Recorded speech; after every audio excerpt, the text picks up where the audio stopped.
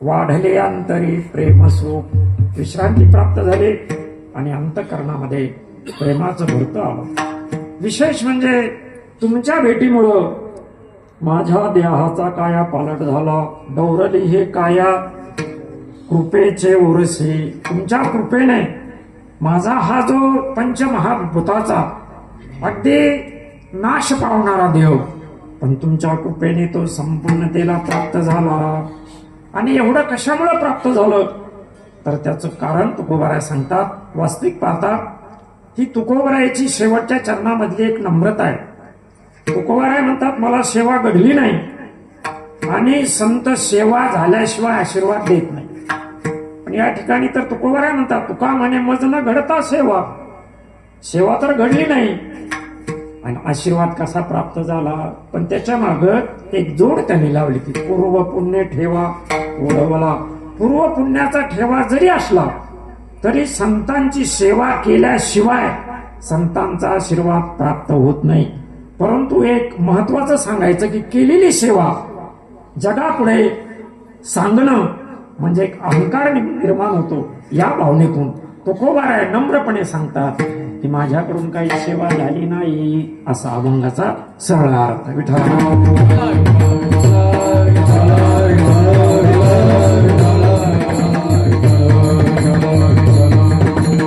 प्रत्येक वर्षी आपल्याला काकड्याला सहकार्य करणारे आदरणीय आमचे ज्येष्ठ वारकरी दादा खिल्डवाडीकर, अगदी जुन्या वारकरी चाली. तसं पाहायला गेलं तर बीड जिल्हा गवयाच्या बाबतीमध्ये आणि टाळकऱ्याच्या बाबतीमध्ये काही आगळं वेगळं महत्व आहे. कारण महात्मे तसे त्या ठिकाणी होऊन गेले. त्यांचा मिळालेला त्यांचा प्रसाद दरवर्षी ते या ठिकाणी येतात. आज सुद्धा त्यांची उपस्थिती या ठिकाणी आहे.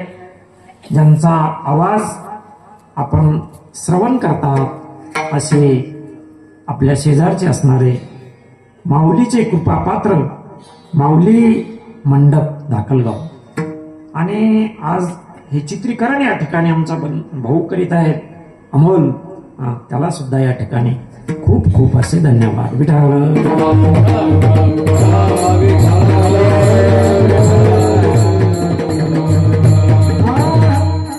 नमस्कार करायचा आहे. का करायचा संताला नमस्कार का करायचा आहे तर एक शिष्टाचार आहे.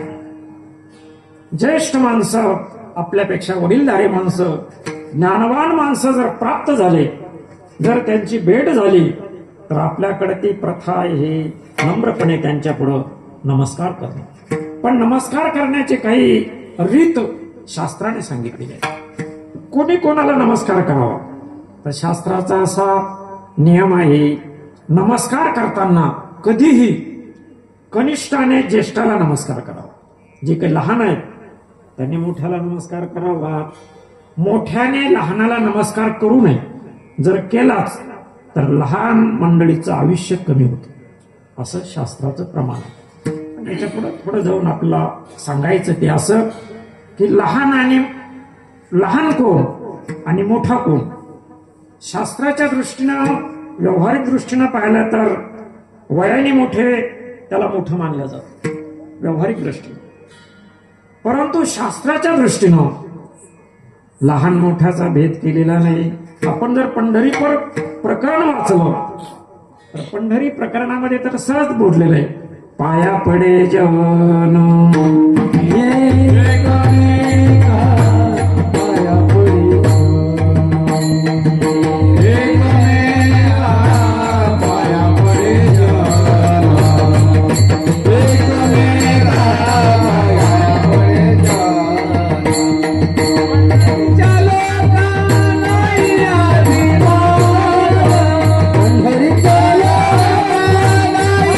अभिमान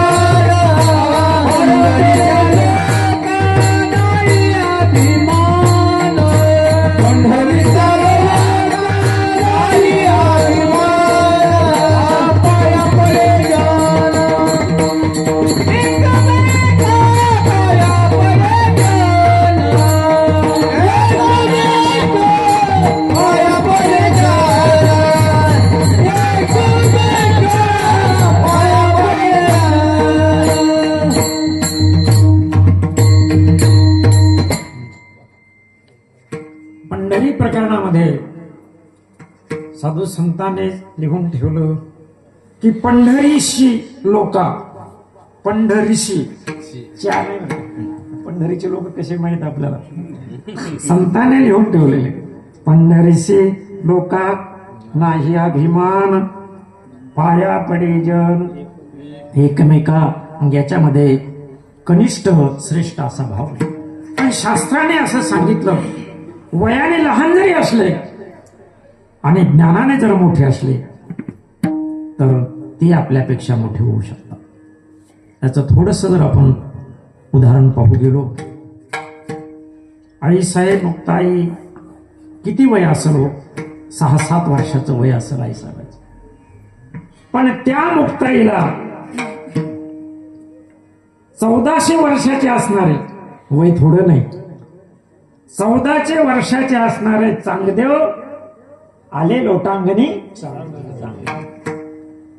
मग इथं जर पाहिलं तर हे योग्य होऊ शकत नाही. परंतु 6-7 वर्षाची असणारी आमची आदिशक्ती 1400 वर्षाच्या असणाऱ्या एका योग्याला उपदेश करताय, ही ज्ञानाची उंची आहे. म्हणून परमार्थ क्षेत्रामध्ये लहान मोठा असा भेद मानलेला नाही. आणि या ठिकाणी जगद्गुरु तुकोबाराय संतांच्या चरणावर नम्रपणे लीन होतात, नमस्कार करतात. अभंगाचं पहिलं चरण. श्री संताचिया माथा चरणावर, संताचिया माथा चरणावर, श्री संताचिया माथा चरणावर, श्री संताचिया माथा चरणावर, श्री संताचिया माथा चरणावर, श्री संताचिया माथा चरणावर, श्री संताचिया माथा चरणावर, श्री संताचिया माथा चरणावर, श्री संताचिया माथा चरणावर, श्री संताचिया माथा चरणावर, श्री संताचिया माथा चरणावर, श्री संताचिया माथा चरणावर, श्री संताचिया माथा चरणावर, श्री संताचिया माथा चरणावर, श्री संताचिया माथा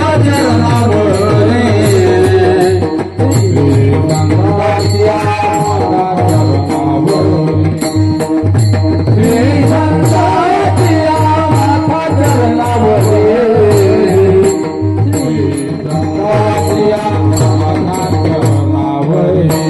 साष्टांग भय करी दंडवत,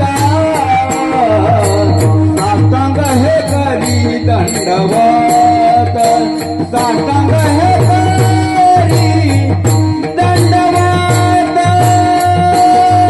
साष्टांग हे करी दंडवत, विश्रांती पावन सांभाळण रे, विश्रांती हे पावन सांभाळावी रे, विश्रांती हे पावन सांभाळावी रे, विश्रांती हे पावन सांभाळावी रे, साष्टांग हे करी दंडवत, साष्टांग हे करी दंडवत, साष्टांग हे करी दंडवत, साष्टांग हे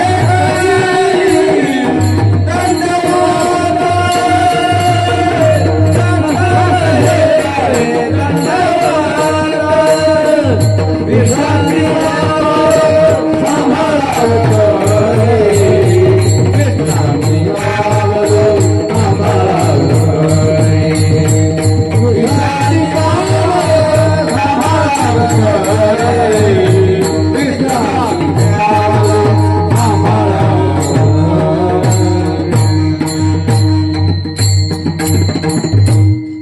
श्री संताची माथा चरणावरी साष्टांग हे करी दंडवत. श्री या शब्दाने संतांचा गौरव केलेला आहे.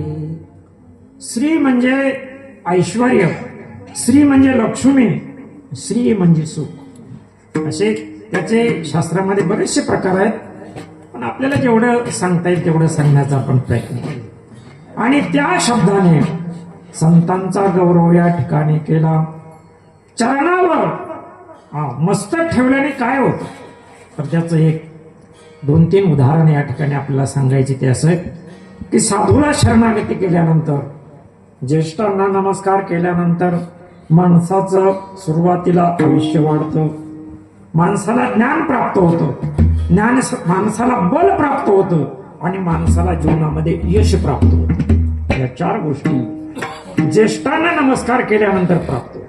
आपण थोडं महाभारतामध्ये थोडं चला की ज्यावेळेस युद्धाला प्रारंभ होतोय, भगवंताला रथ समोर नेण्याचं अर्जुनाने सांगितलं आणि बरोबर भगवंताने तो रथ भीष्माचार्य, कृपाचार्य, द्रोणाचार्य यांच्या समोर नेला. यांच्या समोर नेल्यानंतर हे 5 पांडव खाली उतरले आणि त्यांना साष्टांग असा नमस्कार केला. भीष्माचार्याने, कृपाचार्याने, द्रोणाचार्याने यशवंत हो काय आशीर्वाद तो देऊन टाकला. म्हणजे पहिला आशीर्वाद तर त्याने घेतलाच. आणि नंतर अर्जुन पाहू लागला आणि नंतर अर्जुनाला तो मोह निर्माण झाला. ती भगवंताची एक खूबी होती. भगवंताने त्यावेळेस जर दुर्योधनाच्या समोर नेला असता तर नमस्कार करणं बाजूलाच लगेच सुरू झाली असती त्या ठिकाणी. पण भगवंताला एक खूप मोठं कार्य करायचं होतं.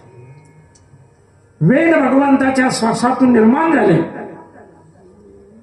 जयाच्या विश्वासे जन्मले वेदरशी, ज्याच्या श्वासातून वेद निर्माण झाले. पण वेदाच्या ठिकाणी थोडं बंधन आलं. वेदाने दोघांना अधिकार ठेवला नाही. स्त्रियांना आणि शूद्रांना वेद घेता येत नाही, वेदाचं चिंतन करता येत.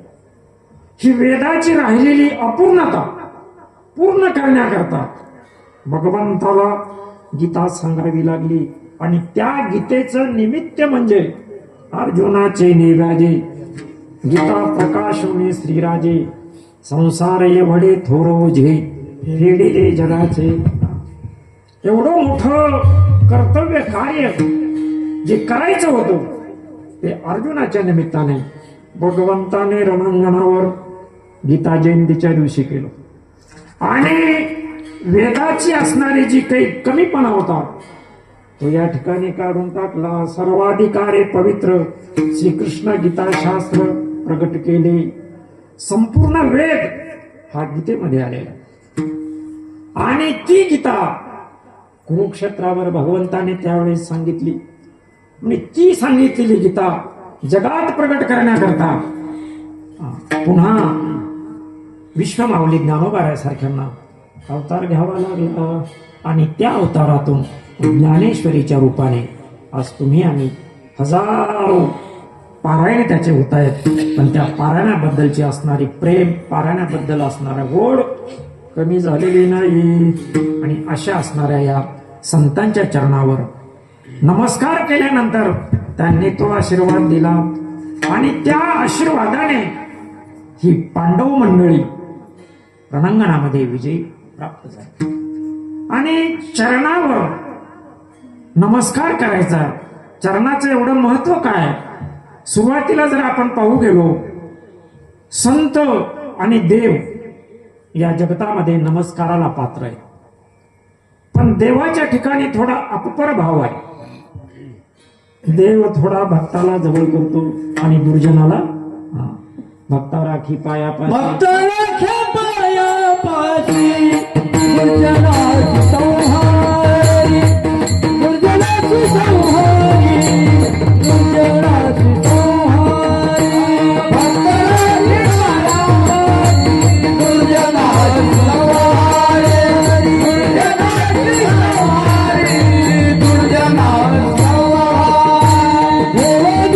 संहारी. धंदा करीतो हाती धंदा करीतो हाती धंदा करीतो देवरिया जगलेला हाती धंदा करीतो हाती धंदा करीतो हाती धंदा करीतो भक्ता राखी पायापाशी दुर्जनाशी संहारी. देवाचं काम भक्त असाल त्याचा सांभाळ करायचा आणि दुर्जनाचा नाश करायचा. दुर्जनाला मोक्ष देतो पण मारून देतो. कृष्ण कोपोने ज्याशी मारी तो पावे ब्रह्म साक्षात्कारी. देवाच्या हाताने जे जे मेले त्यांना मोक्ष प्राप्त झाला. तुवा सनकादिकाचे नेमाने सायजू सौरस उदिधला पुतने जे विषाची असताना पाने मारू आली. एवढी मोठी मारणा करता आलेली पुतना मावशी पण सायुजता मुक्ती तिला देऊन टाकली. पण संतांचं तसं नाही. संतांचं मुखी नाम हाती मोक्ष ऐशी साक्ष बहुतांची. हे संतांचं जीवन आहे.